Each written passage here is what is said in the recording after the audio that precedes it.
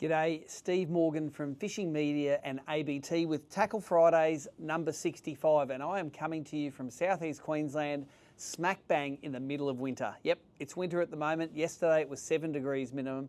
Today, 5 degrees. It's like 17 or 18 now, but when we have to put on the Uggies, put on the Buck and Bass Oroville first thing in the morning, we know it's pretty cool. We've got the heater on at the office, and we know it's cold at the moment. So I know you guys down south get it worse, but we get it for a week. We don't like it. Speaking of that, these Orovilles are the best things I've ever had for wintertime stuff. I've got 4 of them now. I've got this one in a hoodie. I've got a black and a red one without the hoodie, and I've got a vest now as well.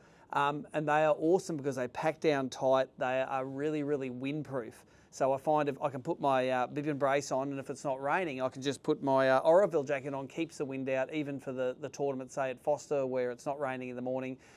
Can be 7 or 8 degrees, zip them up, keeps your hat on, keeps your sunnies on, love them. Can't bang on about them enough, but you have to try them to see if you like them yourself, because I reckon they're not only a great fishing jacket, but I wear them socially as well, wear them to work, wear them around. I reckon this is the boringest week I've ever had. We have to sit down, Nicole and I, we're doing the After Trade magazine at the moment. It's a magazine that it's a business-to-business magazine, talks from fishing tackle wholesalers to fishing tackle retailers, and every single fishing tackle retailer in the country gets mailed it, or they pick it up at the after show. But someone's got to sit there and confirm that 340 companies' listings have all got the right details. And I'm working down from the top, Nicole's working up from the bottom, and we're going to meet in the middle. We have to talk to all of the companies to make sure that their email addresses and everything hasn't changed, and that their brands are up to date. Some companies add on brands, some lose brands. If you're a tackle store, you open this magazine, look at the brand, and it will tell you who sells it and where you can get the stuff from, as well as other industry articles in there. Again, a magazine that you probably haven't or won't see, but it does have to be done, and it is the last print magazine that I do at the moment. Business to business. But let's talk about last week. I think I came at you from Foster in the last Tackle Fridays. We talked a little bit about how that first event went. We've had another event since then. Of course, it was the weekend round at Foster. It was the one that was supposed to be at the Manning River, but it got moved. Mark Crompton won it. He kept his Angler of the Year dreams alive, so well done, Cromo, on that. I was happy. I came away with 2 top 10s. I came away with an 8th in the first event and a 6th in the second event.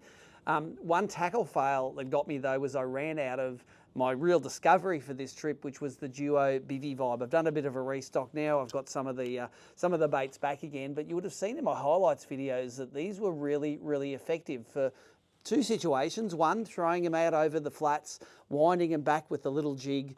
The fish would really hook up on the super sharp hooks on these things, but also pitching at oyster poles and washboards and stuff like that. I would pitch it in, and as it sunk, the fish would eat it. I would lift up and bang, they would be on already.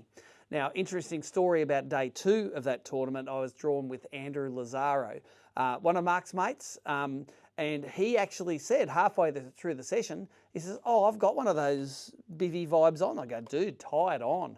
As soon as he tied it on, he filled up his limit, and then he upgraded, and then he had bigger fish than I did in his well, basically. So he did really well until he finally lost it. I think either a flathead grabbed it or a rope grabbed it down deep, and he lost it. But there was just something about these Bivy Vibes.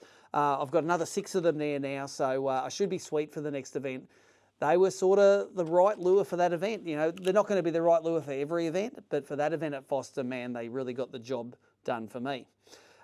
The other lure, which was a lure that I don't often use down there, is the Daiwa Rolling Crank in the Deep. That one there, that's in the Moebi, whatever colour that is. It's a yellow on the bottom and it's a brown on the top. It sort of matched the colour of the stained water down there.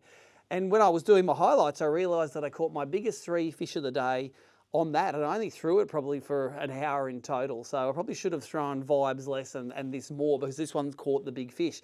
Caught a big fish rolling down the side of a rack, across the front of some poles, and then across a busted old oyster lease, and got a majority of the fish that made up my 2.5 kilo weight on the second day on that. So I dug that out of the box. I had a few of them in there. I'm probably going to get more of a run.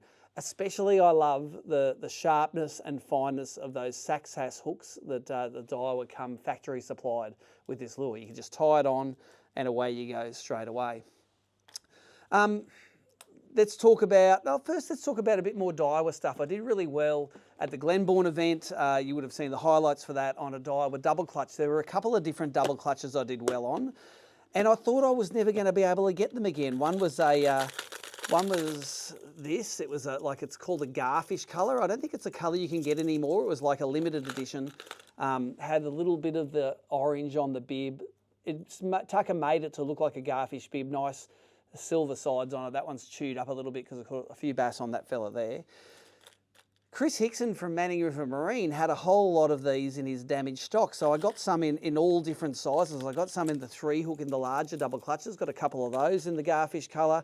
I got the double clutch 75 in the Garfish colour, and I even got some of the 60s in the Garfish colour. And last year at Somerset Bass, that little 60 was the one, but it was also a good lure at Glenbourne this year as well. So in case you don't know, Manning River Marine's not open yet, but they're going to be open soon. But Chris brought a whole lot of damaged packet lures down to the briefing at Foster.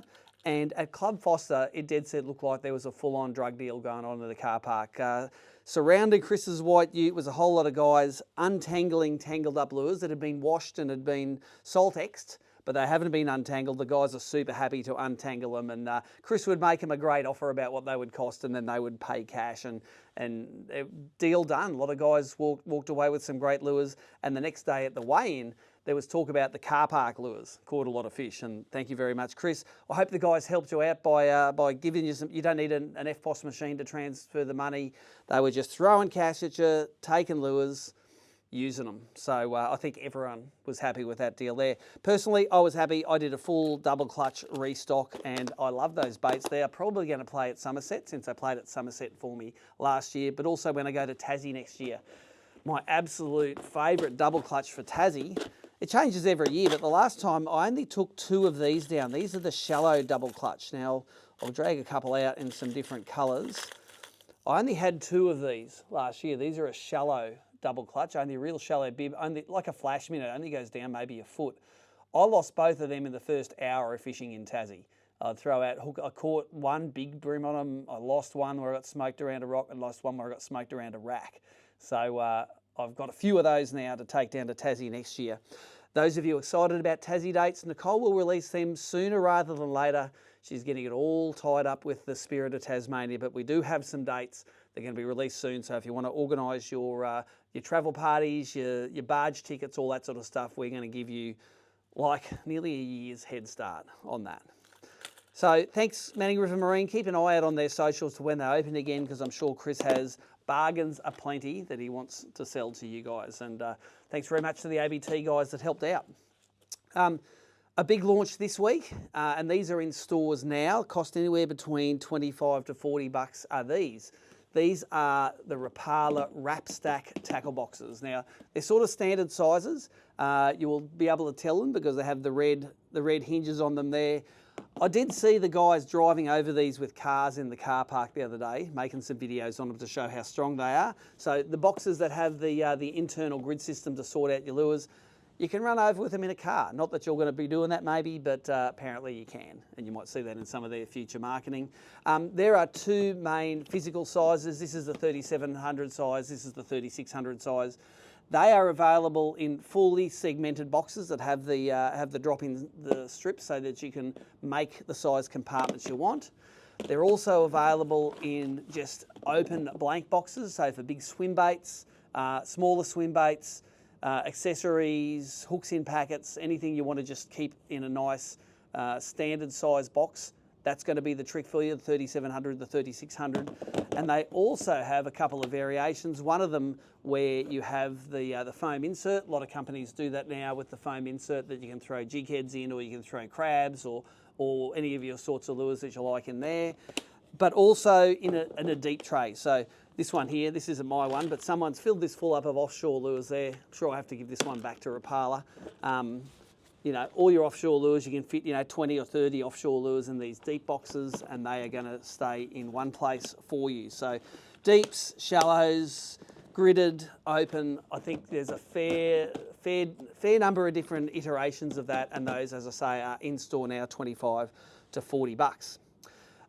Something I did post on socials last night that I got some comments on is this is my third in my Roman-made collection. I'm very discerning when I buy my Roman-made swim baits.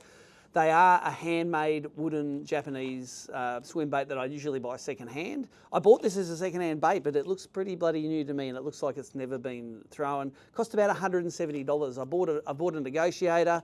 This is a three-piece, the three-piece one that I'm hopefully going to catch a barra on at some stage over summer, and I have the Big Mother, which is the sort of nearly 2 pound-foot long one. There is a bigger one as well. I'm going to put in my collection when I find one that's under $500, called the Mother Chaser. So you can't get them locally, I just buy them off eBay, but it's an interesting thing that I set myself a goal each year to try and catch something on one of these baits. They come beautifully presented. The hooks are in the end of the box there, but there it is, there's a three-piece swim bait. I guarantee when I put those hooks on, that will sort of sink very slowly or suspend perfectly, and I could probably make it sink faster if I put bigger hooks on it. Caught a 109 on my negotiator that was that size last year, so I hope to add to that this year. So that's pretty cool. That's nearly all I've got from the tackle side this Tackle Fridays, but I'm really excited for our next event. It's the Samaki Bream Queensland Open.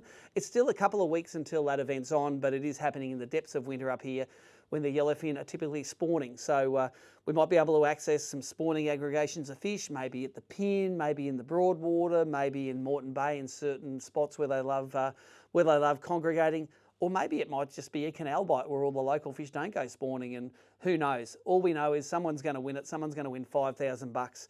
Cromo's coming up for it. John O. Fitzgibbon's coming from interstate. Slady's coming down from Yeppoon to do it. We're going to have a pretty good assembly of bream anglers there, and it's one of the 3 open events that ABT do this year. We've already done the Australian Open, we've got the Queensland Open coming up now, and then we have the Victorian Open in conjunction with the Bream Grand Final. Like all Opens, 100% payback, and there should be some great coverage if you want to watch it over that weekend. 2-day event, Saturday, Sunday event. You'll be able to keep up with all of it on abt.org.au. That's it for Tackle Fridays this week. I'm going to get back on the computer, back doing the boring stuff so I can do some interesting fishing in a week or two's time.